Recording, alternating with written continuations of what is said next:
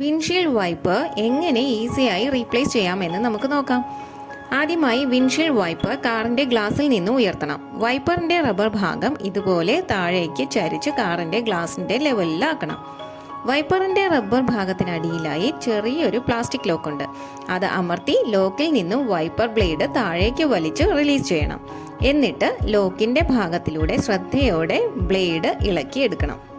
നമ്മുടെ കാറിൻ്റെ wiper blade രണ്ടും രണ്ട് സൈസാണ്. നിങ്ങളുടെ കാറിൻ്റെ കൃത്യമായ വൈപ്പർ സൈസ് നെറ്റിൽ സെർച്ച് ചെയ്ത് ഓൺലൈനായി ഓർഡർ ചെയ്യുക. ഉദാഹരണത്തിന്, driver side wiper size 22 inch ആണെങ്കിൽ പാസഞ്ചർ സൈഡ് 16 ഇഞ്ചായിരിക്കും. രണ്ട് വൈപ്പർ ബ്ലേഡുകളും പരസ്പരം തട്ടാതെ സുഗമമായി പ്രവർത്തിക്കാൻ വേണ്ടിയാണ് ഇത്തരമൊരു വലിപ്പ വ്യത്യാസം നൽകിയിരിക്കുന്നത്.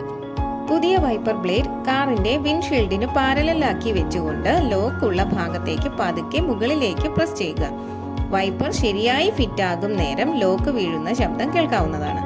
300 രൂപ മുതൽ ഓൺലൈനായി വൈപ്പർ ബ്ലേഡുകൾ ലഭ്യമാണ്. ഓരോരോ മഴക്കാലത്തിന് മുന്നേയും വൈപ്പർ ബ്ലേഡുകൾ മാറ്റുന്നത് നിങ്ങളുടെ ഡ്രൈവിംഗ് വിസിബിലിറ്റിക്കും കാറിൻ്റെ ഫ്രണ്ട് ഗ്ലാസിൽ സ്ക്രാച്ചുകൾ വരാതെ ഇരിക്കാനും വളരെ നല്ലതാണ്.